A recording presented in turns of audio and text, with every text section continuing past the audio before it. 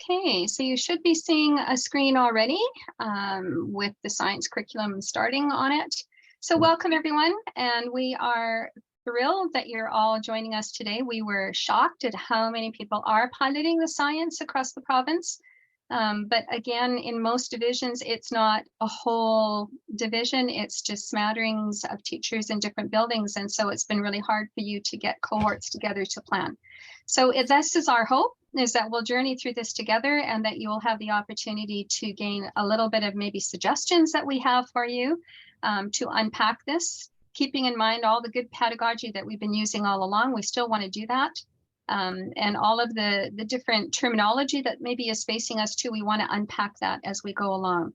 So every session we do will be recorded. We're hopeful that you're not just going to look at the recordings, that you do come and join us.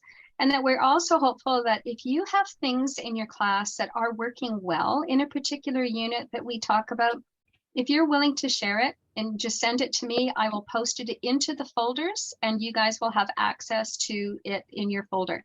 You have access to the grade 2 folders at any time. So if we're not teaching the outcome, the organizing idea that you're teaching right now, you can go and get it whenever you want. You don't have to rush in there after our session today and try and download everything. It's not going away. It's going to be there in 2 years from now. Like, we're not taking that site down. We'll just keep adding into it. So just to maybe calm the waters a little bit on that front, that people were a little bit worried about what they would have access to. So I'd like to start off with our land acknowledgement, keeping in mind that we are covering both 6, 7, and 8 treaty territories. In the spirit of reconciliation, we want to acknowledge that this gathering is taking place on traditional lands across the province of Alberta, home to many diverse Indigenous, Métis, and Inuit peoples. We acknowledge that this land is a traditional meeting ground, giving voice to its original peoples and the story of creation of this country in a way that history has forgotten. And a little different than in our first session that hopefully everyone had a chance to watch, I would like to talk a little bit about, in the land acknowledgement, how does this tie into the organizing idea that we are working on right now, which is living systems? And some of you have a great background in the First Nations and lots of opportunities, and others haven't had a lot of opportunity to infuse it into your class yet. So just sort of some touch points and starting points, as we talked about yesterday with rocks. For example, when we were talking about what was living and not living in grade 1, rocks have, in an Indigenous world, they have a spirit, and so they are not considered non-living. They are considered living items. Everything is considered a living item because there is a connection between the land and the people. They are directly related. They are like family. They are relations. And therefore, we need to make sure that we are acknowledging that as we start teaching some of the units that we do. And wherever possible, I'm trying to support you in that and giving you First Nations resources that you can use in the classroom as well. Keep in mind that regardless of where we are in the province, the stories will be a little bit different. It will depend on the culture that you are close by or that is in your school. So we need to be cognizant that the story may not be exactly what is here. Hopefully, too, by the end of all of our sessions, we'll have gotten to a point where you feel confident that you can grab at least the topics from living systems right now and have a starting point, if nothing else, if you're new to the grade or new to the subject, and a little bit of direction as to where you might take it. What we're suggesting today is not the only way, believe me. It's just it's very surface level. Here's a good starting point. You take it, schmooze it around, and make it work for you with your teaching style.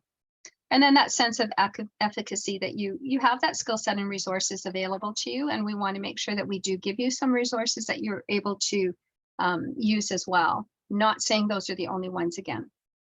So just again, to tag on to what we talked about before, we really love it that you're here. We love it if you can be present with us and that we can see you. That's great.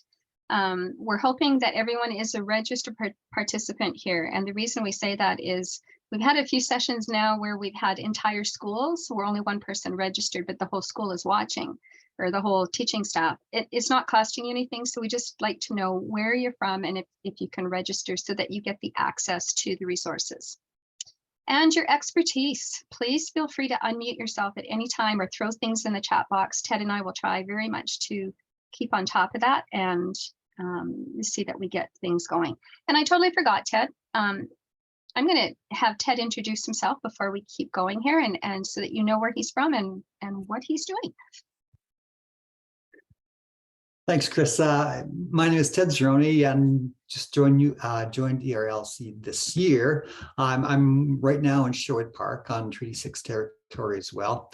And Chris and I have been working for the last few weeks together, getting the pilot for science ready. And Chris is wearing many hats, so she's doing a whole lot of other things. But I'm really thankful that you took time on your very busy day and schedule to hear what we have to say. We think our message is important, and we really want to help you along. So hopefully today's session will do just that. You bet. And my name is Chris Sarsky. I am with the CARC Consortia, so I have the Central Alberta location. And working on the science, also unpacking the math for K-6 for any of you who are piloting those areas as well or doing that. So there are similar sessions as we're doing for science with the math as well. So unpacking that. And then First Nations will be the other big component that will be, I'll be revisiting. I'll try and point out places where I think some of you, and I look at the school boards that you're from, I know that some of you come from boards where you have built the First Nations kits with me 5 years ago. So there were kits in 3 different subject areas. So you have a lot of resources sitting in your building already that you can infuse directly into your curriculum. So let's get moving here. The organizing idea that we are starting on today is living systems, which is not present in kindergarten. So grade 1 was the starting point for this organizing idea. And we're going to move through just having a little bit of a discussion about this. We hope you have your numbered outcomes with you. If you don't, maybe bring them along every time. But if you do, that's better, because we're going to ask you to do something with that right away. And I'm just going to turn it over to Ted right now and let him take it away. Thank you, Chris. If I get distracted, I have a cat, and my cat found a box, and I think we all know what cats and paper boxes are like, using it as this toy. So hopefully it won't be too much of a distraction.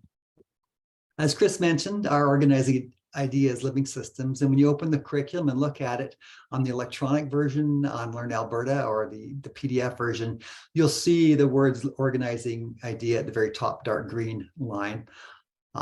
In this particular case, the living system understanding is that we're living in a living world, earth and space, that are dependent through, and deepened through investigating natural systems and their interactions. At each grade, there's a guiding question associated with that organizing idea. In our particular case, it's how do plants and animals live and grow in grade 2.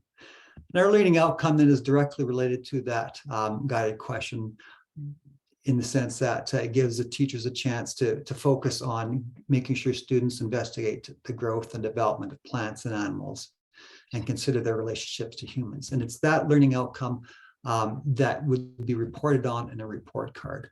And below that are 3 columns. There's the knowledge, understanding, skills, and procedures. As I mentioned in the first video, there is an acronym going around, you may have heard. It's the CUSP, the K, U, and S and P of those 3 columns. Anytime that's said, it's referred to those knowledge, understanding, skills, and processes. And so we know that in those 3 columns are all kinds of things that we're looking at kids to do and learn how to understand and know. And those combination of things will help guide the teacher into determining the degree to which students met the learning outcome. Next slide, please, Chris. Just a note on wording, and I'm sorry, I just have some grade 1 examples here, but when you go to the curriculum guide and the outcomes, you'll notice that there are 3 different kinds of words that are often used. The word including simply means that that item that follows should be taught or needs to be taught. So do include those things. We go to the bottom box, we have sometimes words just such as, and then a list of things. So other items that, rather than being inclusive, are just optional for you to include as examples. They are just there as exemplars. You could use your own, and you could use what's given. And finally, you'll notice as you go through the learning outcomes, you'll find some words in parentheses. Those are usually more of a complicated word. And it's the same. We want students to understand and use those words whenever possible. In this case, social emotional is treated in the same way as connection. So when we're discussing with students or they're discussing with us, we could use either or, but we want to eventually get the words in the parentheses to make those the words that kids use in their discussions, and especially if they're responding back to you for an assessment of some sort. So before we dig in and unpack this curriculum a little bit, I think it's just really important to just sort of ground ourselves a little bit and think about why we're here, why we're in our roles as educators. And we know we have a huge impact on our students and our students' lives and what they can do and know. I just want you to give some thought to that question out there. When we think about our future, its uncertainty, it's rapidly changing. We know that. It's so difficult to know what a world will be like 5 years from now, let alone when they're graduating from high school.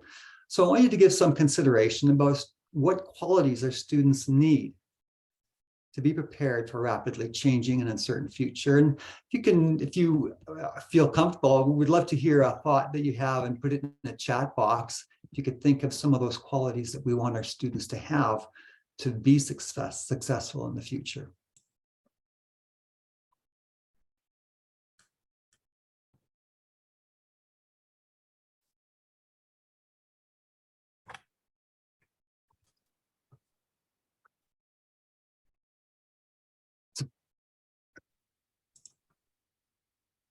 Critical thinkers, discussion oriented, a communicator, communication skills.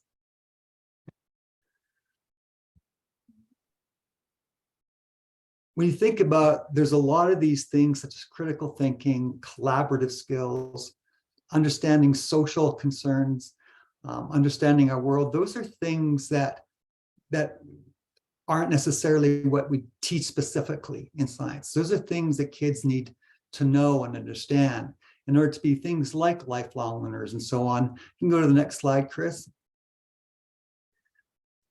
A lot of you are, a lot of the ideas that were listed in the chat, perhaps things that you're thinking about, are under that list of the competencies that we know exist. And it's with the competencies in mind that we have the curriculum. Our curriculum is supposed to help develop these competencies in students.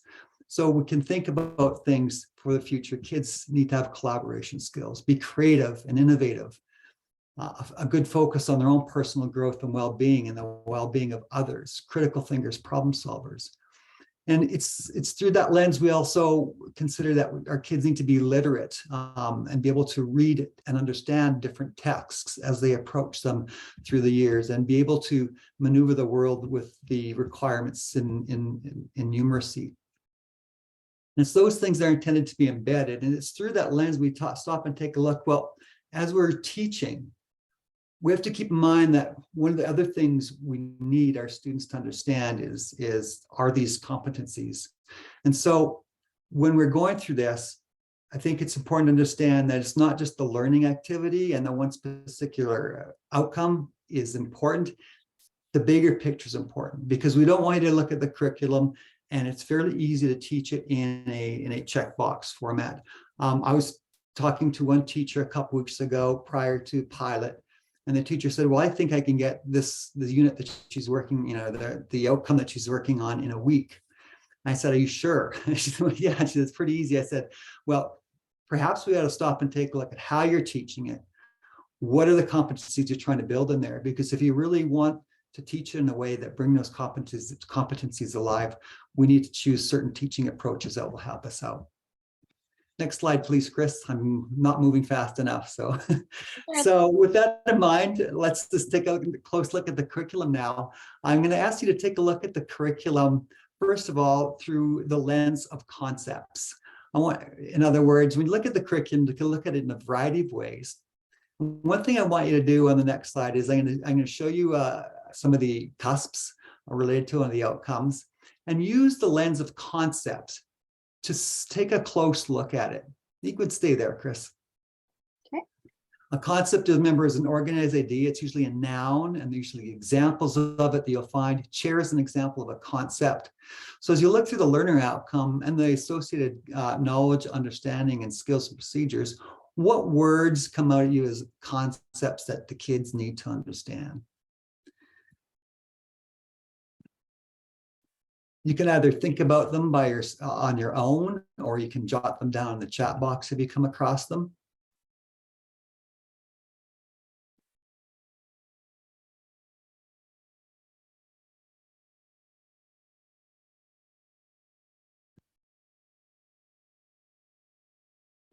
We take a look at the learning outcome, that students investigate the growth and development of plants and animals and consider their relationship to humans.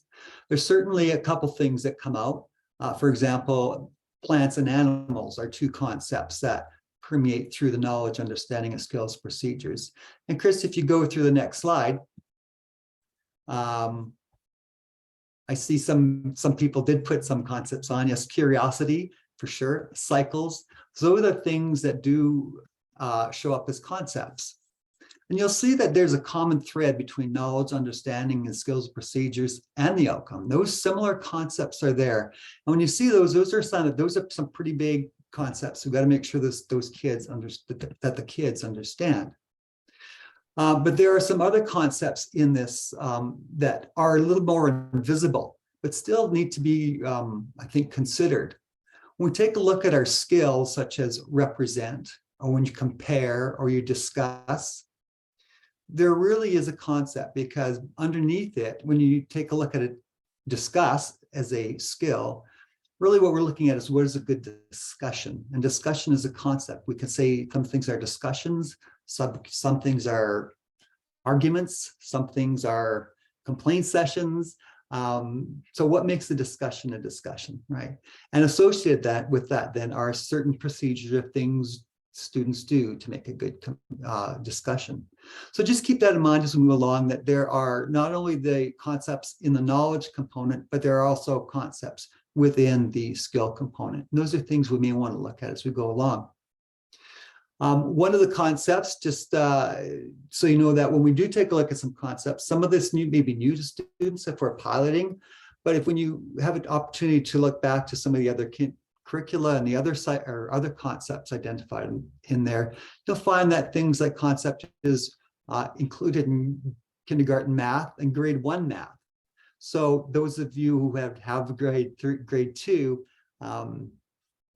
in the second year of new curriculum would know that they would come in with some of these things already known. So it's sometimes interesting to take a look back at the previous grades. And I'm just going to jump into just to mention that a number of the people that are in the room today are teaching a 1-2 split. And so this is the perfect year ever. If you've ever had to teach a split, this is it.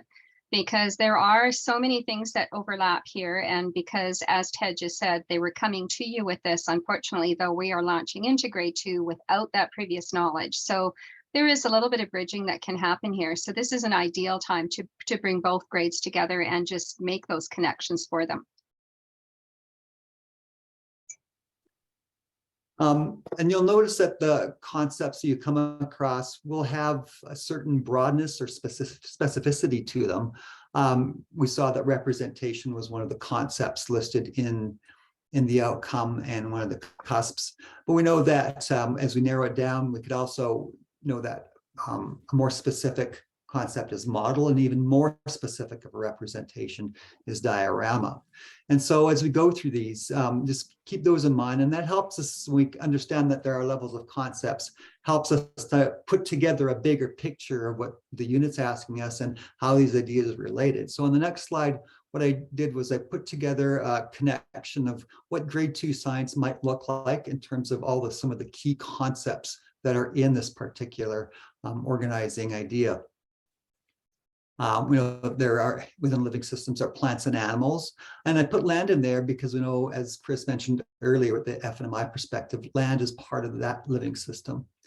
And depending on our relationship with the plants and animals and humans, humans can behave in certain ways and have certain cultural practices that'll have an effect on those living things. And those effects can be positive and negative. We know that plants and animals as living things have different stages of development, which include offspring. And those stages of development together create a life cycle, which can be represented in various forms, either through dioramas, diagrams, skits, or whatever representation may be expected of the students, or whatever representation they may come up with. So that's just one quick snapshot of how the ideas and the concepts are all connected. And once in a while, it might be okay to look back at that if that's helpful for you. So that those are the main concepts within this unit. And one of the things, it's always a good check, whether it's at the end of the unit or as the year progresses, just to help with that transfer, is sometimes throw pictures up or give kids experiences where they have to come back to those concepts. And just and we know that if we throw a concept up for them to look at, to think about, when we give them something to look at, we know that it'll focus their attention. It's that conceptual lens. So if we were to say to the kids, look at this picture through the conceptual lens of human behavior, what do you see? And they might see something different if you say, look at through the lens of the life cycle. Or they might see something totally different and get something different out of it. They say, what do you see in this picture that shows something about relationship? And these pieces really important. I really want to sort of tease that out, because Ted's really setting you up for getting a really good understanding that we need a lens to look through, because that lens also is going to determine what your lesson plans are going to look like. That's how you're framing the whole unit. So you need to really make a conscious decision about how I want to unpack each of those pieces, because depending on, as he just said, depending on the lens that you call out will definitely steer the focus in a different direction. And that's really critical if we have a certain goal in mind. So we have to make sure we have a good match between those two. Sorry, Ted. No problem. Thank you for that. I see a question, are these mind maps available to us? Yeah, we will make sure that they're available to you. I'll put those in the folder. We can also look at the curriculum now through a different lens. Instead of concepts, let's take a look at it through the skills and procedures, which are those doing verbs. And the doing can be thinking, such as, when you're evaluating something, or thinking, or it could be an action, such as conducting an investigation or demonstrating something. And we have here all the skills procedures taken out of the life systems organizing idea. You see there's some similarities, there's some repetitions. Discuss is there a couple of times. Identify is there. Demonstrate is, they're just the ones. But when you do stop and take a look at these closely, I want you to keep something in mind. If you go to the next slide, please. When you're tip number one, when you're looking at the skills and procedures, not just through this unit, but through other ones, if you're looking ahead and thinking about teaching some of the other outcomes that are associated with other organizing ideas, make sure you look at them through the lens of, is this really a skill? Because some of the verbs appear to be asking students really, in a sense, just to state, just to say what you know, rather than actually doing a thinking or a procedure. And I'll show you what I mean in the next slide. If we take a look at some of those skills and procedures that were identified for this organizing idea, we see the word explain, positive and negative impacts. Identify ways in which people show care. It just appears that there's having students in some way state what they know, express what they know. So we can say explain, identify, talk about, sort of the same skill. But when we take a look at compare or discuss, suddenly there's something different connected to the knowledge. It's not just stating what you know. If you discuss the importance of caring for the environment, then we're looking at a discussion. How does a discussion occur? What are some good techniques of a discussion? What are some skills we need to have as we discuss this as a class together? Or for comparing life cycles, how do we compare? What do we need to know? If we take a look at the word explain and replace explain, take compare out and put the word explain in its place, we could have something like explain the life cycles of various plants and animals. Now it takes on a whole different form. It's just sort of stating what you know. So do keep that in mind when you're looking at the skills procedures. I have another tip as well when you're doing that. When you're looking at not the ones that say state, but when you're looking at the ones that actually have that action verb in it, try to make a distinction between whether you're trying to assess the skill or assess the knowledge and understanding that's accompanying that skill. If the intent is to assess the skill, for example, let's say you want to provide kids some feedback and let them know how they're doing with comparing and contrasting as a thinking skill, don't use the content associated with the cusp. Use content that students are not responsible for. So they're focusing on the skill. They're not focusing on the content so much. And you can give them feedback on the skill rather than giving them feedback on the content. There's no competition that way. Or if you intend to use, in this case, some comparing to help assess the knowledge and understanding, make sure that the kids are competent in that skill. So not flat, so they know how to compare and contrast, and now you're focusing on what information they uncovered, and you're focusing on their knowledge they gathered with that skill. Next slide will give you an example of what I mean. So one of the outcomes is compare the life cycles of various plants and animals. If your intent is to assess the knowledge, then make sure they know how to compare and contrast. If your intent is to assess the skill, don't use comparing life cycles of various plants and animals. Use something that's easy for them to understand. It's not new information, something they're familiar with, so that they can get used to practicing the skill. Now, when it comes to skills, there are many ways to do it. What I want to do is take you through a process. Take a look at how much time I have here. I think I'm running out of time here. So I'm going to do this very quickly. There are many ways to teach a skill, and one approach is something called direct teaching of skills. In other words, there's no beating around the bush. You're saying, here's what we're doing. Here's the skill. Today we're going to learn how to do this, and then you define it. Here's what it is. You could just stay on this slide, Chris. I can go through the steps really quickly. Define it. Said, here's what comparing and contrasting is, for example. Here's what summarizing is if you're getting to do that. Then make sure the steps are clear to you. Because there's usually and if it's a thinking skill or any kind of procedure and inquiry, there are certain steps through the skill. Number three, essentially, there are usually concepts built within the steps. I'm going to give the example, and you'll see in a bit. When you compare and contrast, you're looking for similarities and differences. We'll want to make sure that kids understand what a similarity is and what a difference is before we go on and teach them how to do a comparison contrast. And that's point number 4. If any of those concepts need to be addressed, you address them prior to teaching the skill.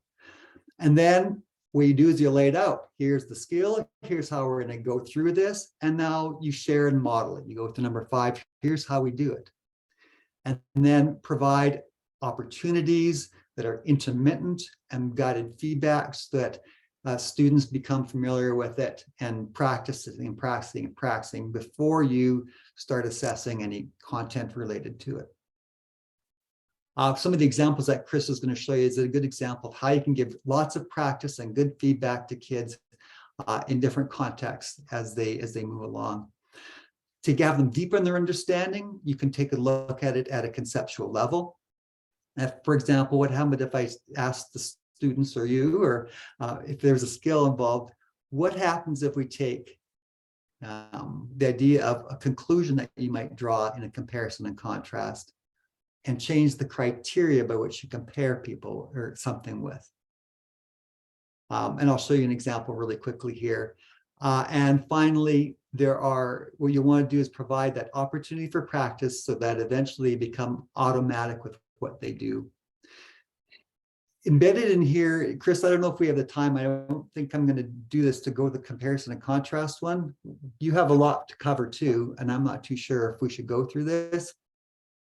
Okay, this entire slide deck is available to you in Yeah. your folder. So you don't have to worry about screenshots of anything because you will get all of these pieces Yeah. either through the recording or in your folders. So you will have access to it for sure. Is there anything you want them to pay attention to, Ted, in that? No, I think if they look at that, it should be self-explanatory. Maybe just go through the next couple slides really quickly. Okay. And so one of the steps, like I said, is comparing and contrasting. And what I did is then identified 5 steps, and you compare and contrast, right? First thing you need to do is establish the criteria. And criteria could be a lot of things. It could be stages of development. It could be the characteristics of living or non-living things. It could be a whole lot of things. In this particular case, for an example, the criteria are things associated to those 2 roads. If we were comparing those 2 roads, some criteria might be those items on the left, the safe speed that you could ride it on, how smooth it is, are there lanes identified, and with the condition in wet weather. I'm going to have you go to one of the very last slides so that we can move ahead. And when there we go. So when you go through the process with the students, then basically they're making that conclusion at the very bottom that, hey, these 2 things are really different. But it takes them to that process of identifying criteria, observing, recording the information, making a conclusion whether something's similar or different, and looking at all the criteria, concluding that, hey, you know what, these things are basically really different. Now, the reason I have this in here is because at the end of the day, you can skip out of this slide and go to the next one, Chris, in the main deck.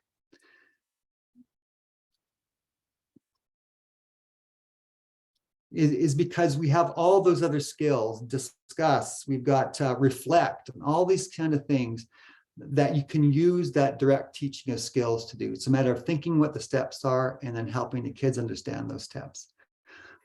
When it comes, the reason I'm focusing on these 2 things as well is because when we know the learning process, we know there's surface, deep, and transfer learning. And at each zone, each part of that learning process, we need to stop and make sure kids get it.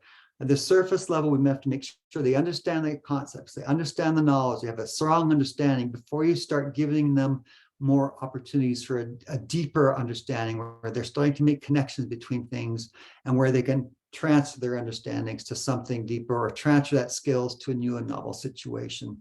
And associated with those levels of learning are a variety of teaching instructional approaches that we have. On the next slide, all I want to leave you with is that when we do look at the examples that Chris is going to show, we come across examples and we're planning for everything. What we want you to do is be intentional about what approach you're using, where you're going to use it at, and how it's going to help kids at either the surf, deep or transfer level. So, if you're not Chris, comfortable with some of the ones that Ted has just pointed out to you in that list, because it's a great list. If you're not used to doing those types of things, there is a location or a website you can go to, just Google Project Zero. And many of these are already identified and they're explained for you when I would use them, what grade might I use them, what subject might I use them in. So if you're not used to using them, maybe just explore that. You don't want to do one every day, that's different. You want to find some that match your teaching style, but you also want to find something that specifically matches to your intent, as Ted has said, to how you're unpacking this. What is your goal? What was the concept that you're trying to meet both in the knowledge piece as well as the skill piece, right? Okay. We'll talk about this as well. Let's do a quick talk through about that. So with planning, which is where we're going to eventually be, there's some boards on the Learn Alberta site that are planning tools as well. I'm just looking at this one because it does help to maintain your focus on a couple things. First of all, what the outcomes are that you're planning to take on, and then when we get further down in the planning, you'll see ways that will help you focus in on what part of the learning you want to focus on, whether it be surface, whether it be deep learning or transfer learning. So you'll have a planner like this. This one is the grade 1 planner. And what you can do is just got drop-down menus for you to select your skills, your processes. Those will all be available for you to look at. So all the grade 2 concepts, the main ones that were in the concept map, will be loaded up there. You want to make sure you got a clear definition that you're going to use, so your kids can use the same lingo, so to speak. And you just scroll down, there'll be a list of all the skills associated with all the grade 2 skills. So I've taken the keywords out of all those skills and made a list. Those are the grade 1s. You'll have a grade 2 one. And then you can decide that those are the things I want to focus on. And then there's a drop-down list of different instructional approaches. And as Chris mentioned, they're can find online. If you need help finding them, contact Chris and myself. We can help you understand how to use some of these instructional approaches, and keep a record of how you plan to unfold this using a plan or something like this. I like it because it draws our attention to the things we have to consider as we're planning, including what level of learning we're really trying to get at with the kids. And this could be like your lesson plan, and it might be a 3-day lesson plan, but this is how you're unpacking some major concept that you're about to unfold with the students. And it's a great way of laying it out. It really does make us think about what needs to be there. So yeah, for sure. And with that, I'm going to leave it to Chris, because she's got such a wealth of ideas and knowledge. I've been talking more of the theoretical part behind it about stages and phases and instructional approaches. Now she's going to give you some examples that you can plug into those different phases along the way. So Chris, share your whole gamut of wonderful ideas here. You bet. So I was really excited with this one because we actually did a lot of this in the classroom already when the 2018 draft came out. There were lots of similarities in some of these. So I had lots of materials already that I could grab from. But really, when we look at the organizing idea of living systems in grade 2, we're talking about a number of different components that in some respects do carry on from grade 1. We're asking them to acknowledge that they already know what living organisms are. And so I would strongly probably start off with just even a simple card sort, which I did with the grade 1s yesterday, and I've given you the same card sort. All of it's going to be in your folders of an animal and a plant. Let's just do a sort and find out what they know and what they don't know. If I'm going to be talking about living things the whole way through, and I'm going to be talking about a healthy planet to live on, I better know that they actually know what living things are and what the components of plants and animals are. So that would be one piece that we would want to look at, and looking at the similarities and differences. And I'm going to unpack these in a different slide deck for you in just a minute. I'm just going to give you a quick overview. The second piece, then, I would move directly sort of into, and these are just suggestions. I'm just giving you ideas, and you can change them, drop them, do whatever you want. Just what are the features? Features are parts of the grade 2 curriculum. So what are distinguishing features of animals and plants, and how do those play a role in how they live their lives? So if I know what a plant is, and I know what an animal is, and I know that they're alive, I can maybe start talking about what those features are. And then I might even want to broach the subject of, what do offspring look like? How do offspring, first of all, how do we get them? So we're talking about the life cycles, but also, what do we know about, I look pretty similar to my dad, or I look pretty similar to my mom. So talking about those pieces. The third piece would be getting into the life cycles then. How do we get offspring, right? What is the life cycle, and how are they different between plants and animals? And we're not getting into deep here. We're just getting into what is the process that is similar for both and what is different. And then human behavior. How does our actions help or hinder what happens on Earth? Like, how are we our worst enemy, and how are we our best friends? And how do we interact with animals and support them in those pieces? And then the last piece is also the cultural values. And that's the piece I talked a little bit about at the beginning. So I'll leave that one for now. So I'm going to go to another slide deck here. You will get this whole slide deck, so you don't have to worry about screenshots or anything, because you'll get it all anyway. So here's the same things that we just talked about. And the review would be just as simple as that. I might just do a card sort. So I provided you with a card sort. It has plants and animals on it. I would suggest taking out maybe the things that are non-living. Let's just target, do they know the difference between plants and animals? They should at that grade. But nonetheless, if I don't want to do a card sort, maybe I have a conversation about this picture. What are they seeing? What are they wondering? What do they see that there's two different things happening there, two different kinds of live animals? And then the discuss and describe.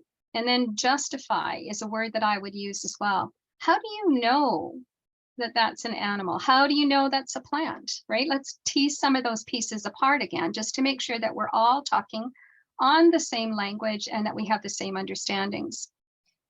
There is a book called Is It a Living Thing? Again, I've referenced that at the back for you. So that's a good one. If you haven't got a story to read them, maybe instead of a card sort, you read them this story, because as you read the story, we review living and non-living, but we also talk about the features a little bit. And we also talk about what are those basic needs that are for an animal and a plant. And we talk about reproduction. So as I mentioned to the grade ones yesterday, the card sort has the word reproduction in it.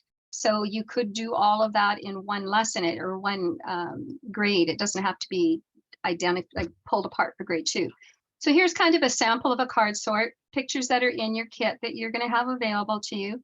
I've got animals, I've got plants. Yay, we've got them sorted in the right. We know the differences between, and that should be a quick opportunity. But with the card headers, with the words on them, I would use a Venn diagram, or as I said to the group yesterday, make sure you have hula hoops in your classroom on hand, because they're the best Venn diagrams that you could ever come up with. And Venn diagrams are high order thinking. I can't just do surface level ideas on that. I have to know something to compare something. So that's a really good place for us to do some formatives as we're walking around and watching to see what they're doing. So again, they would sort these cards out. We would see what they put in the middle. We'd have that conversation. As I said yesterday too, I probably wouldn't use the word both. I like them to kind of muck their way through. Where are you going to put the things that are the same for both, right? Let them figure out what that center is for. And that's part of the teaching piece as we learn about compare and contrast. So I've also provided you with an editable Venn diagram in your kit so that you can go in and grab this and you could change it if you wanted to put different words in or different items in or use it for something else. So you'll have access to that as well. But the whole idea is that we want to get to do the students have a good foundational understanding before I launch into a lot of the things that I want them to go to in grade 2, which is what are some features of plants and animals? Right? And features, we're talking about, what do you know about an animal? And we might have already had a conversation in the card sort. How did you justify putting all those together? Well, they had feet and they had, limbs on them, and our trees don't have that and our flowers don't have that. So that's good thinking. That's what we're looking for. Some students are going to say, I'm not sure what features means. So maybe we just go through some examples with them. Something like this. And I'm a firm believer that I am not there to impart every bit of factual and foundational knowledge to them. I can get foundational and factual knowledge teased out of students by simply giving them opportunities first to think about what I want them to get to. I don't have to stand and deliver everything that's going to come as foundational. We can still get that same end goal. So to this example, I might have them with partners. As Ted said, we have to teach along the way. So I can't assume that I'm just going to say, lean over to your shoulder partner and have a discussion if I've never told them what a discussion actually entails. So some of this is practice so that by the time December hits, we're kind of in a routine. We know what those words mean. We know what the expectations are around those skills. So take a minute, think for a second, look at these pictures.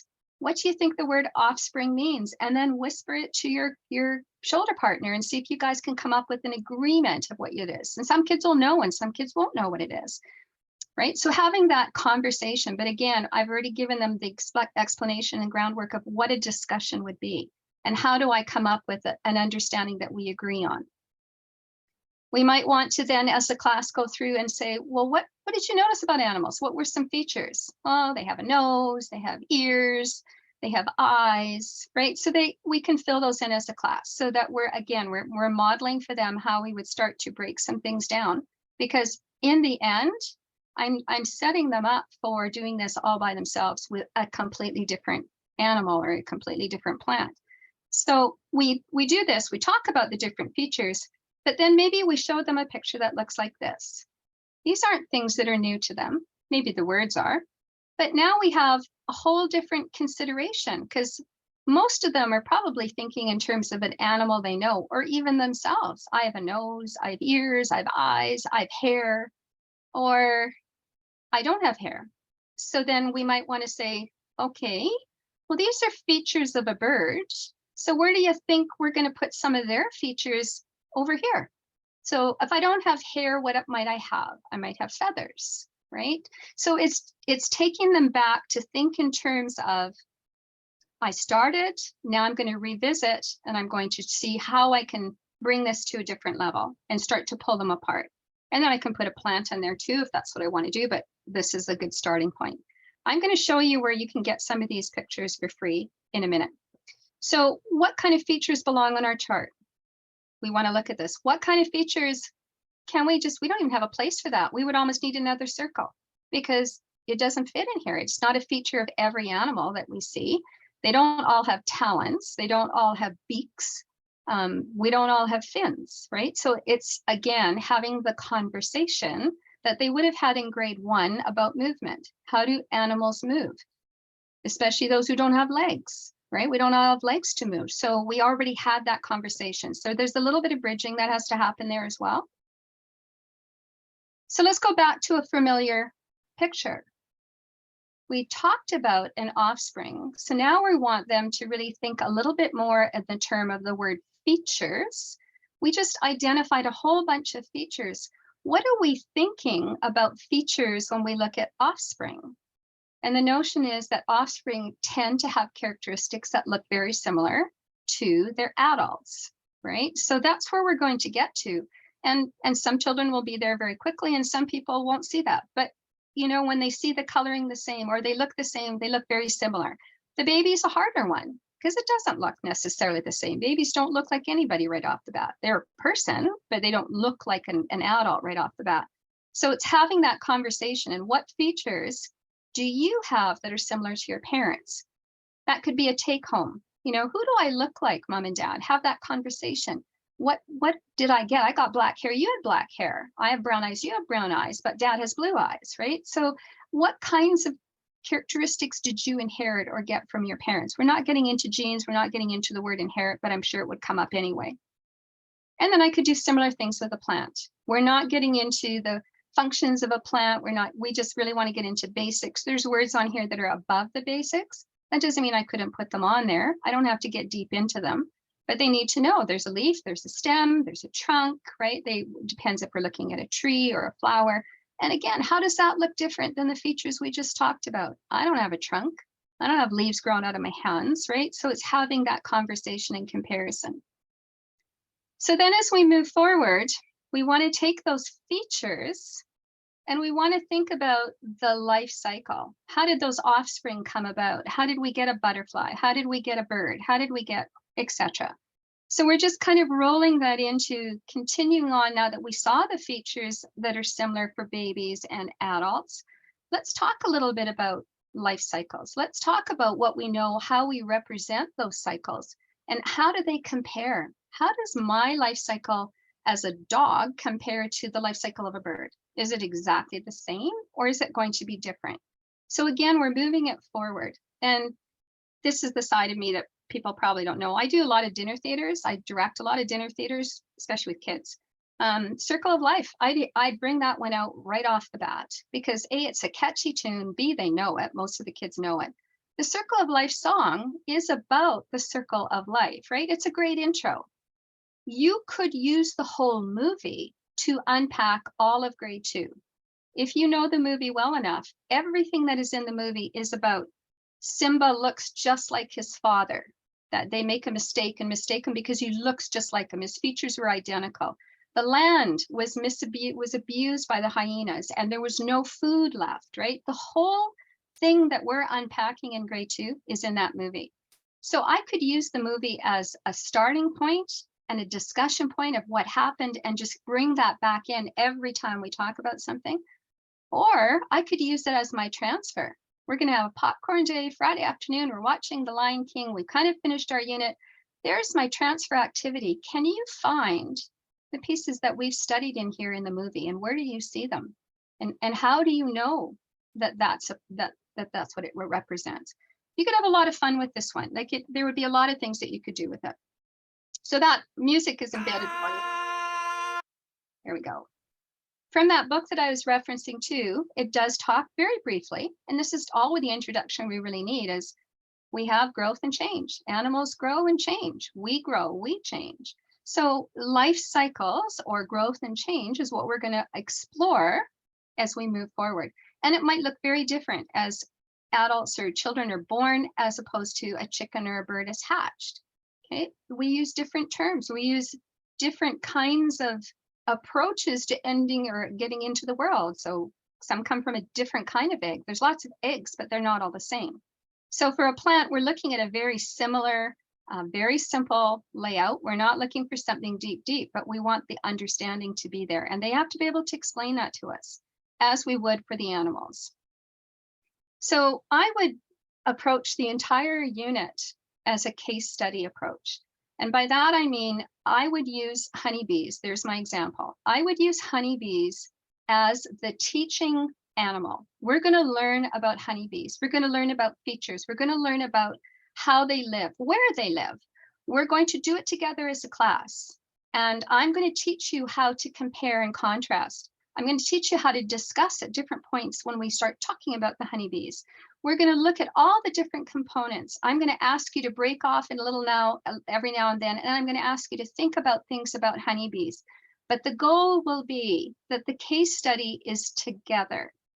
Their case study will be a different animal in small groups. So we might have 8 or 9 different animals or plants, and we're going to have 8 or 9 different groups. And those groups are going to come back and report to the group in the whole. So we're using this as our study. We're using this as our learning opportunity to teach them compare and contrast.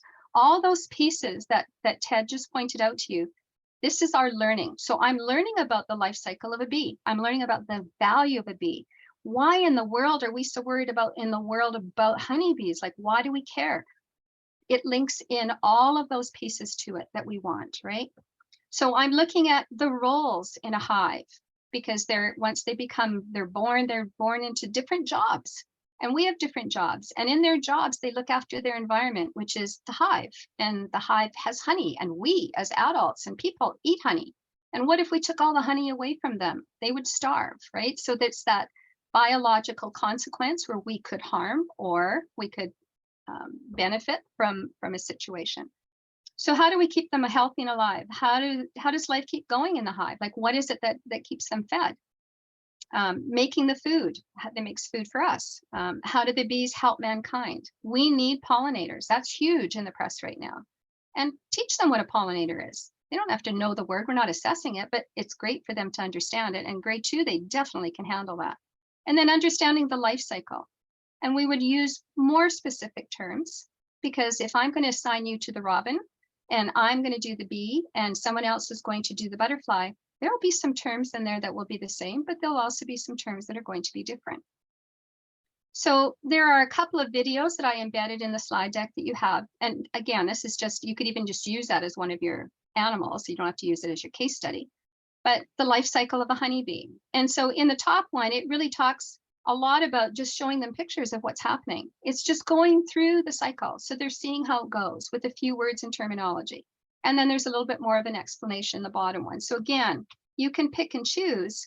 I often show students a movie, and then we'll say, what did we learn about the life cycle of a bee? Did we learn any new words? Or we have somebody write the word down as we go through, and then we break it all out so that it's just not a stand and deliver. I want to see how much did they pick up from this. So I'm looking at the features in my case study, the features of a honeybee. We just talked about features. I'm looking at the life in humans, how they live, how we infringe on their living quarters. And it's not always negative. How is the life cycle, right? We go through and explain that. We talk about what's happening with our honeybees. Why are we so concerned about that? Let's talk about how could we help honeybees? Because one of our lessons to learn is how do we keep our earth healthy? How do we keep our honeybees healthy? The same way that we're going to keep our earth healthy, right? So just connecting all those pieces. And then I have a math connection in there too for cross-curricular. So I'm not going to go into each one of those links because we may not have enough time to get through everything that we have. It's important along the way, though, that we're also keeping track of our scientific methods, right? How am I learning? What am I recording? So we need to teach them in the case study, how are they going to record when we give them their own animal? I don't want to be teaching that when we give them their animal. I want them to experience it with me as we're going through. So keeping track of how they're addressing each of these. What am I going to write down? What's important to write down and what's not important? What's just good news for us to know, but not necessarily important to write down? And then some questions like note taking. What are some facts that I've learned that are important? So if I was now doing this on another animal, I would learn that in these boxes, these facts are the kinds of things I might report to the group when I come back again. So again, we're using the case study to understand an animal through the lens of living systems in grade 2, but we're also teaching them all the components that we're expecting them to come back with as they practice. Could I do an animal a little at a time? Like, could I give my groups robins and worms and whatever else we gave them? Sure. And then you could say, at this point, we're going to stop. We just practiced doing something. You're going to go and look at your animal with your partners and you're going to model that and you're going to come bring it back. So you could chunk it out for sure. You don't have to necessarily do the whole thing and then just turn them loose. That's entirely up to you. And I think it's how you feel your students are prepared and if they're ready for just sitting and working with you first and then going on their own. Consolidating their thinking. So this would be something I would do with the groups. So we've got Tracy, and she was in the group that was doing frogs. And Tracy's going to now do her report on frogs. So as a group, we've already filled in the pieces about bees we know. Now Tracy's going to start sharing, and her group's going to tell us the words that they learned and the things that they think are shared between frogs and bees, right? They all have eggs. How they respond and how they end up in the end isn't the same, but they do have eggs. That's a word I see in both. So we tease that out. And then maybe the next day we do robins. And then maybe so we start to unpack these so students see the power of compare and contrast and what is similar, what is different. And there may be sometimes more differences than anything.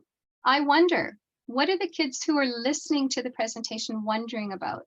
So Tracy's group just did her presentation. And I'm wondering about what did you find out about frogs, what they eat, right? I mean, it might not be up here right now. So I wonder, and I want to be able to answer that question. So we tell them, you're the experts of the frogs. Your group is going to answer those questions, right? So again, it's a good assessment piece for us for their understanding. This would be an example of just some groups that I might do. It depends on how big your group is and how big your class is. We could add more to these. I put dog and cat, and if they're in a farming community, for sure, include some of the farm animals in there too, because those kids have seen cows being born too. So that's a good one for them to have in there. But I'm just going to click one of these on. I just want to show you what could be available. I cannot share these with you, but I'm going to show you how you're going to get them. So I'm showing you something you're going to get. This is not new to you. So we would arm each of the teams with enough information for them to be able to have some explanation. So I'm going to give them a life cycle. Maybe we give them one that they can fill in too in black and white, right? But we have some options here for them to be able to choose and better explain what they're going to use. So here's some flashcards that they could have with the stages of a butterfly, if I was doing the butterfly, right? And in grade 3, we used to do butterflies. We still could, but we could bring them in. So here I've got the different stages. They could use that in their explanation. There's worksheets that they can do as well. So this is basically how I would set up the information so that they have everything either on an iPad, in a station. And that's really what we did when we did it with the grade 2s. We just had different stations in the room. They knew they were the robin group, the butterfly group, or whoever. And then they had some information. And sometimes they would have to have codes that would need to get them into their iPad so that they could watch a movie. Maybe they watch a movie about the life cycle of that animal first. So they became the experts. They had to learn as much about their animal as they possibly could. So setting it up something like that is very helpful for sure.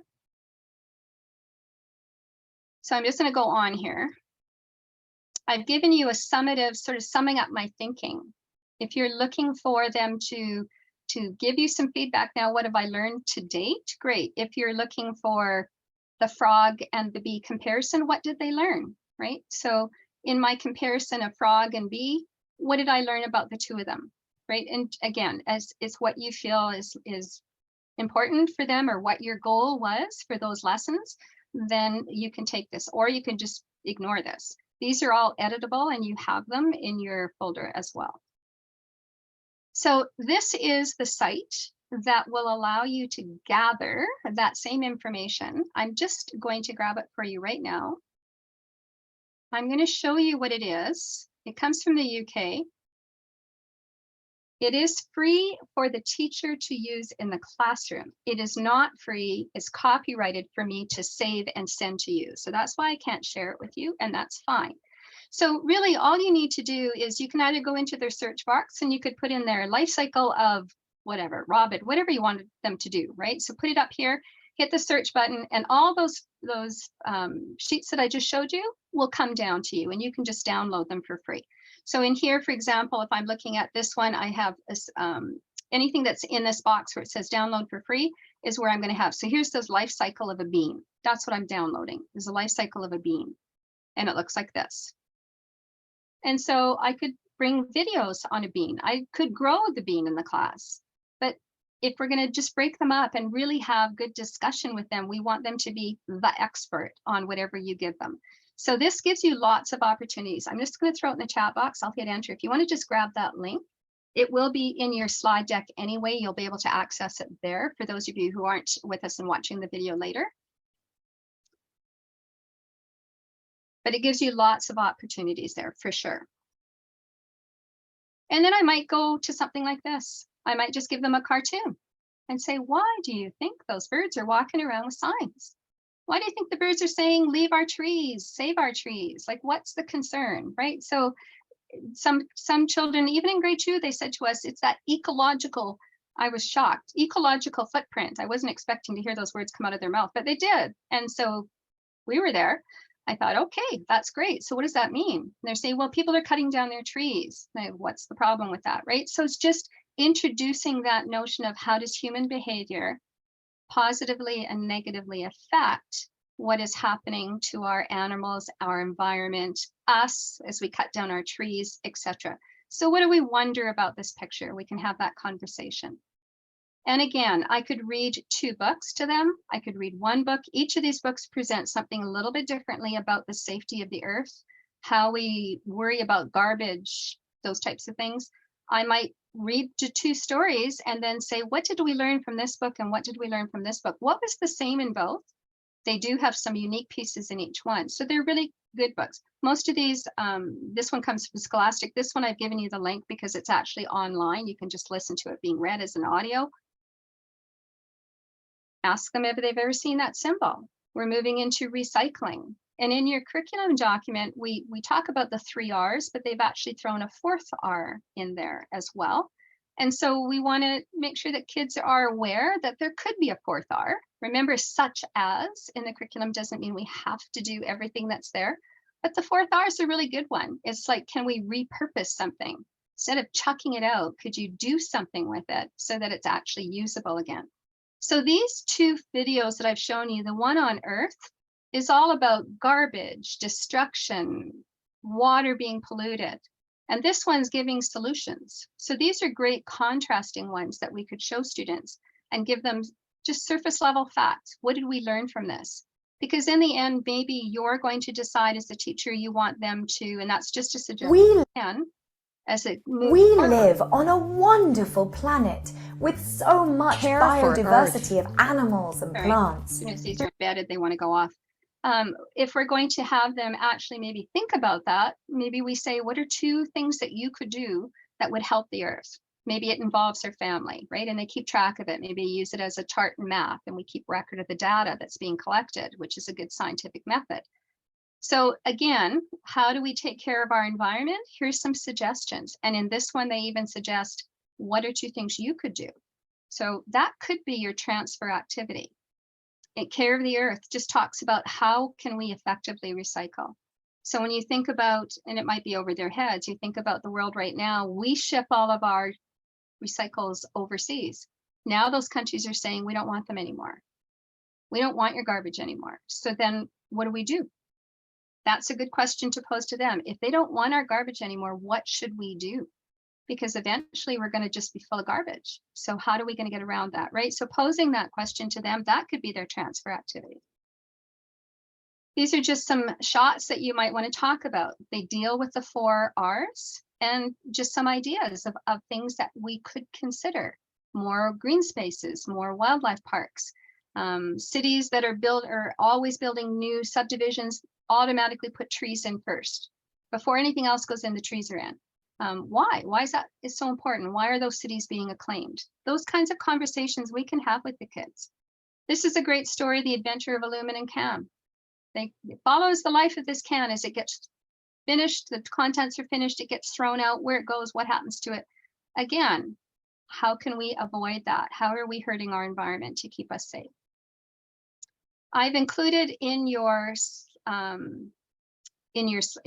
resources these little cards. We actually use them. They're not very big. They're, maybe about this big. They actually that's just sitting on my desk wall right beside me right now. And we just put little plastic containers under them and put slices in the top.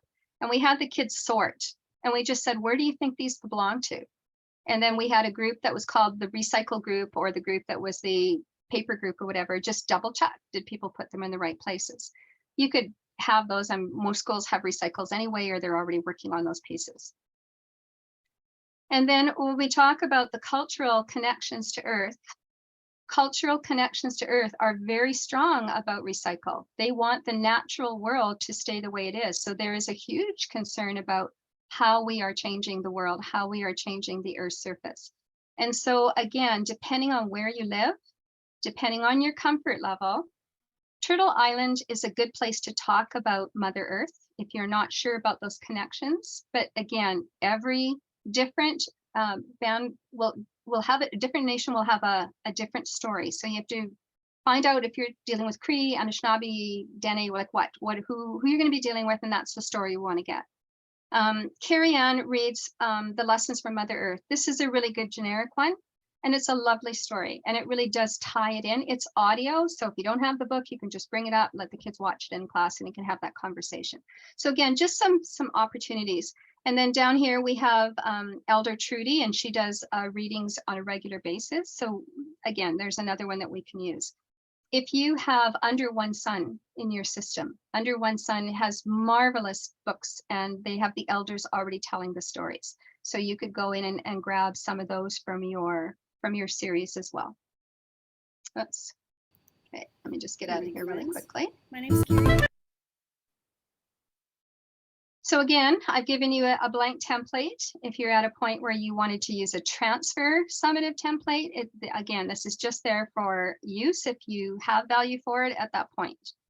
And then in addition to, we have heard from teachers that there's no way, they're not comfortable yet because they don't have a good rubric for assessment. And so I went and grabbed the one from BC because we were supposed to roll out with them and we didn't, but their concepts are very similar to ours.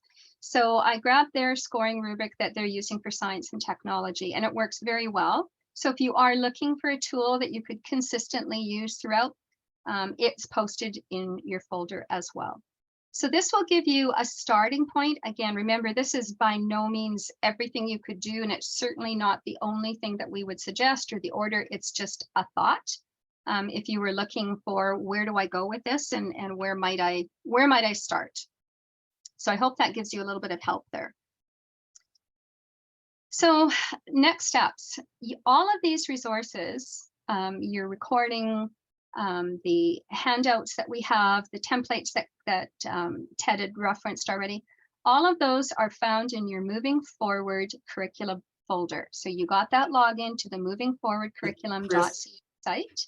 Chris, could you review that? There are some questions in the chat about how to access those folders. Do you mind reviewing that at this point? You bet. So when you go into your www.movingforwardcurriculum.ca folder, that was the one that you got the login for. You're going to choose cohort, grade 2 science. And in grade 2 science, you'll already see session 1 and you'll see session 2. Now, session 2 doesn't have anything in it yet because we'll post it as soon as we're done. Because of the time, we might not get it till tomorrow morning because our webmaster might not be working right now. So it will be posted there, but you can go in and out of that as many times as you want. You're not restricted. It's not going to time out on you or anything like that. So even if you're working from home, you don't have to download everything. Just if there was a handout you saw right now and you said, I would use that, but I don't need it right now because I'm not even there yet, then just leave it there. You don't have to worry about it. So it's in the Moving Forward curriculum.ca. That's where you're going to go. Okay, so I did log on to that, and I guess we might just need like a little bit more of a direction. Moving forward curriculum.ca. Correct. And that's under the CARC site. That's correct. And then under our learning opportunities, like where do we find the link that you said? You mentioned a link in a folder, and that's where I got lost. So at the top bar where you see, so you're not going into the CARC folder. That's a direct link to the website. So if you just go www.movingforwardcurriculum, all one word, no spaces, .ca, you will end up at the site. Sorry, give me 1 second. I'm just typing it. Yep. I have tried to look for it, and I want it .ca. I'll tell you what the confusion is, that after we did our website, Alberta Ed, I don't know why, named their website Moving Forward. So we're getting all kinds of confusion because if you just type in Moving Forward, it takes you to Alberta Education. All of you received 2 confirmation emails. One of them was from CARC saying, yes, you registered. The second one came from the webmaster, and that was, here is your login or your password to get into the site, because they are password protected only for the people that are in the groups. Okay, and then again, sorry, I do hate to be nitpicky and ask. I am in the Moving Forward Curriculum.ca site. I did look on my email. I see that I've registered and planning, and I get like the meeting ID and the passwords, but I still don't know where like you're exactly talking.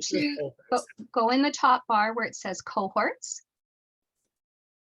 If you click that on, you will see a number of cohorts come down. You're in the science one, so click on science and pick your grade, which is 2. Okay, and it says I don't have permission, so then I need to. So it's asking you to enter that information that you got, your password. Okay, and that's something that would have come, if I search my email, come from CARC, come from. No, that came from, it'll say CARC administration on it. And if you ever lose your password, there is the option there to say forgot my password, and you can reset it, like it'll let you reset. Some of you have boards where they're spamming out the webmasters sending to you the email that says, here's your login and password. So just check your junk mail if you're not finding it in the CARC site or the your regular email, sorry.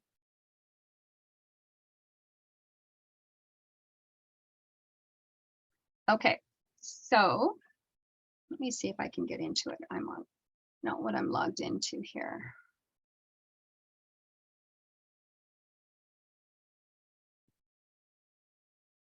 Okay, I'm probably not logged in at the right place.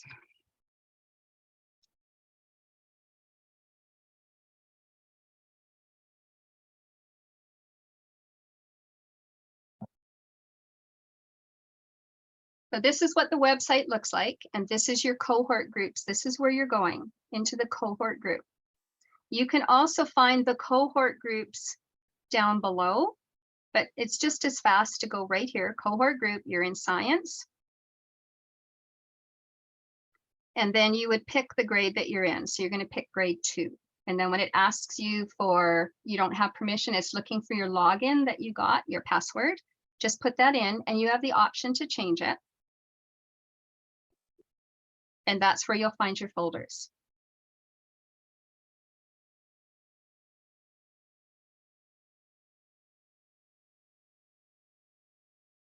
I don't know if I can log in from this computer. Yep, I can. So there you see session 1. And you see the science numbered outcomes and the curriculum comparison document. Those all linked to session 1, but you can go in and grab those at any time. And then you'll see another one very shortly that says session 2 on it. So that'll be coming up right away as soon as we send it off. Does that help with everybody? Hopefully get everybody on. Okay, so let me just finish up on here because I know some of you got to go here. So our next session will be November 3rd. And again, we'll pack 1 organizing idea. Make sure that you download the planning template. If you're wanting to do any of those, just download them and use them on your computer, because if you're going to use them as your planning document, then you're probably going to want several copies of it anyway. And also, if you have materials, as I said before, that you would like to share, if you know books that you've been reading for years on recycling and the kids love them, send me the titles and I will start a folder in grade 2 that has the resources in it that you can just click those on too and see what other teachers are using. Or if you have a lesson plan or a worksheet that you want to share, we will put it in there as well. Hey, one last piece that I'm going to just show you is, oh, I should have just stayed out of there because I'm going to have to go down anyway. We are going to have a meeting with Gizmos. For those of you who are familiar with those, the government has again purchased the contract to use Gizmos, which are interactives. They're great. They were actually written for the older grades 4, 5, 6, but they do have K-3 now. We're meeting with them tomorrow to ask them to work with us and have Gizmos ready that we can show you that link to your organizing idea so that they can do the legwork for you. You don't have to go through and try and find the ones that match. The other last piece that I want to share with you is another link. I'll put it into the chat box. And it is a coding opportunity. We've heard for some teachers saying, I don't know anything about coding. We don't have a lot of coding in grade 2. It's more instructions, like writing out instructions and can the kids follow instructions given to them. But this is an opportunity. I don't know a lot about it. I have not met with the person, but it is free for you to register your class. They will help teach you and the students at the same time about coding. It is designed for grades 1 to 9. So if it's something that you read the introduction on it, if you're interested in it, then I would just encourage you. I can't tell you a lot about it, but I just found it and I know that people are anxious about coding and learning it on their own. So this is an opportunity maybe that you don't have to do it by yourself. So that's kind of a go-to from there. All right, so that takes us to the end of this particular session.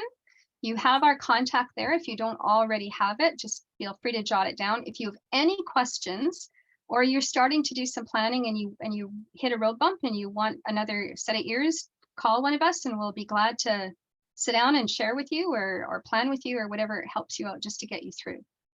So I hope that that's helpful to you. I hope that gives you a starting point, at least for living systems. Like I know it's not perfect. It's not a packaged unit, but we're really hoping that it's not a packaged unit because we want you to figure out which lens do you want to look through to take the kids down the journey that you want to go with them, because you're all going to look maybe not the same lens that I did, right? You may not look at a case study and unpack things that way. You might want to do a different way. So we really hope that it just gives you some ideas to get going.